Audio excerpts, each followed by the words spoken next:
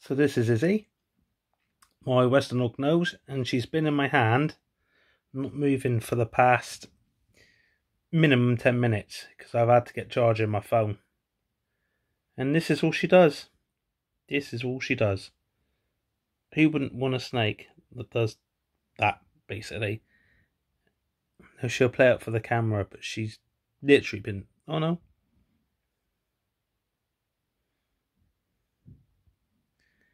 This is what she likes doing. She's a Western hognose.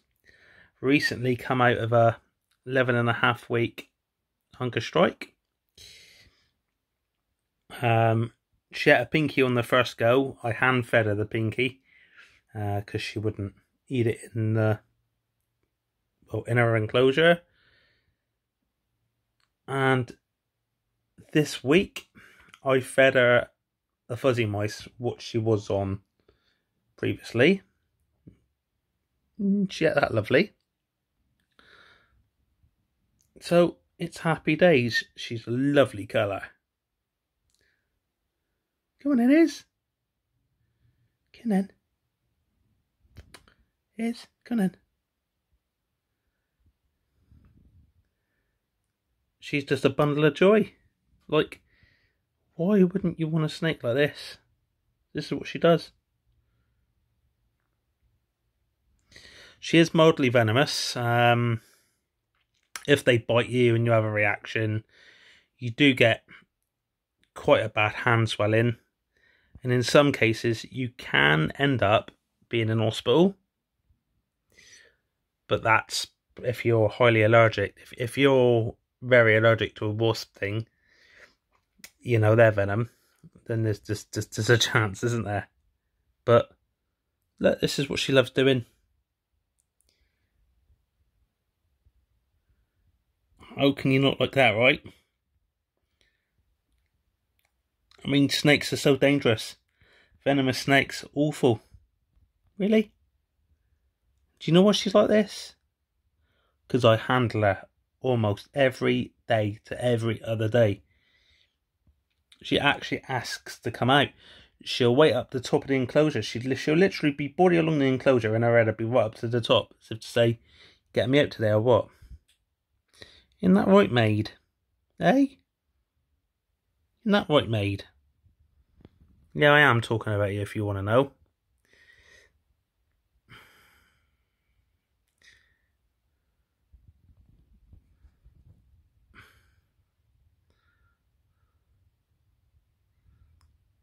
Why wouldn't you want a hognose?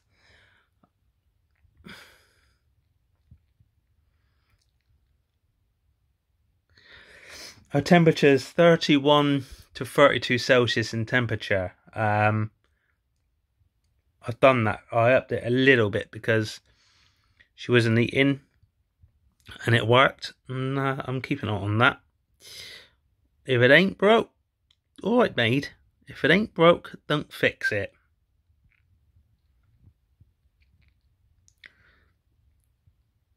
I reckon she'll have a meal or two more and she's in for a shed, I reckon.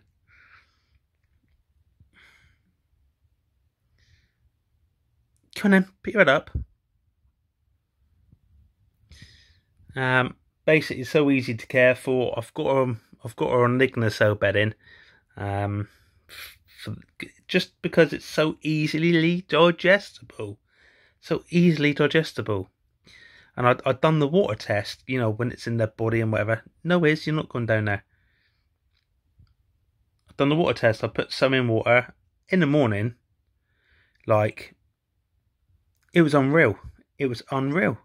Like, it almost dissolved in the water. And so then that gave me heaps of confidence that if they ingested it, then it's being passed.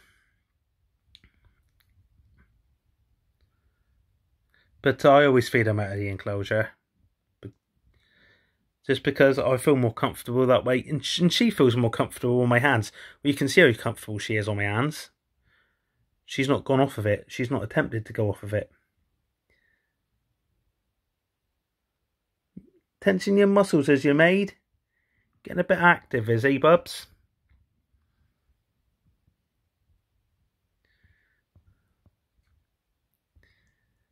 Western hognoses. Some of the most loveliest snakes. I've got a few species of snake that I keep. You're going to fall off doing that, you daft head. I've got a few species of snake I keep. I've got 2 corn snakes. I've got an anathoristic corn snake. I've also got a very low expression pied-sided pewter corn snake. Possibly het caramel. And then I've got a Kenyan sand boa, which is 75% Dodoma. So I've certainly got my hands full here. Certainly enough to keep busy with anyway. But would I be without me snakes? Nah, definitely not. They're amazing. Izzy, obviously on video and now, she knows when I'm anxious. I suffer of anxiety, see. And she just knows. She absolutely knows. She's waiting for me. Some nights I get home from work and she just... Don't ask me how I know. Well, said that wrong. Don't ask me how she knows. But she seems to know my bad days. Because she, like I say, she'll just sit on my hand. And she'll just be balled up. Go on then. I know you like that. Yeah, and she'll just be balled up and she loves it. The morph of this one, it's a normal hog. 66% how... I'm full of it tonight. 66% albino, 50% toffee belly, isn't hets, but displaying as a normal.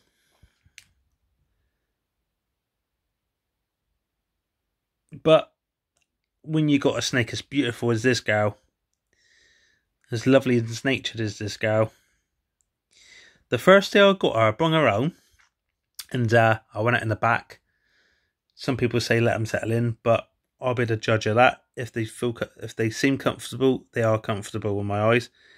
Went in the back garden, and it was hot. It was quite warm, and I sat down, obviously in the sun, and she went up like a cobra, and I thought, oh Christ. I thought, that's defining. That's literally defining what they're... Because they can puff up like a cobra, see? And, yeah, quickly come for shelter, and in her house she went. And I let her settle in for a couple of days, and I offered her a pinky. So that's what she was on then, you see. And she just... Oh, she crushed it, to say the least. And from then on, she ate well, right up until November, when, oh, look at the state of my fingers, when I upped her to a fuzzy. She ate a few of them. She had a shed, and she decided it was time to go on a hunger strike. Yeah, and what I didn't realise is it was going to go on for 11.5 weeks, and she was only 23 grams. In that time, she lost a gram. She put a gram back on. Don't ask me how, because she didn't eat. And then she lost it again. She went down to 21 grams. And then the funny story is, they say that they eat fish. Well, I attempted her with, wet tuna in spring water, and she wouldn't eat that. And I woke up the next morning and the tuna had dried out. Absolutely dried out. You wouldn't dream of eating it. And I put her head near it, and her mouth opened up, and she engulfed it. Now, from that moment on, I thought, she's got to be nearing the end here. Did offer her a pinky after that. She ain't going to eat it. And then a few weeks after that, I give her the benefit of the doubt. If she put one in in a house, she wasn't eating that. Come on. She wasn't eating that. And then I decided, Well, I'll tell you what, I'll try her on my hand. And, you know, she lapped up some of the moisture from it. And I had to dip it in warm water a few times. And her mouth opened and she ate the pinky. She ate the pinky, absolutely devoured it. And so the week after, I know I should have gone straight to fuzzies from the off, but the week after that, which is this week, come on girl, which is this week, I went straight to a fuzzy. And yeah, don't get me wrong, I fed her on my hand again, and some like, don't feed them out of the vivarium. But do you know what, if my snake eating is better than not, and I know she would kick up a merry dance if I tried to feed her in the tub, to the point she'd probably end up striking and flapping about and ending up out of it, rather than being in it. And it's what works for one don't for another. My snakes have never ever regurgitated a meal from feeding out of the vivarium. So I've carried on doing it. You know, my snakes are super healthy. I'm super healthy. They're healthy. So I've carried on doing it, and it works for me.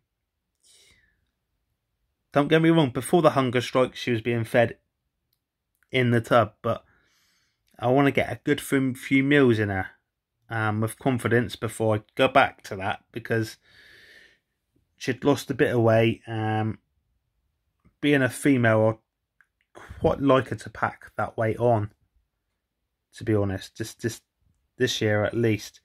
Well, she was 21 grams, wasn't she, as I said, and she's now 26, I believe. I would have thought she would have had a poo. I fed her last Tuesday, so I thought she would have had a poo by now. So in a minute I'll weigh her again, see what she's at. So yeah. Anyhow, I've rabbited on quite a lot here, and you're probably getting bored with this. But yeah, thanks for watching, and I'll catch you all soon. Night, folks.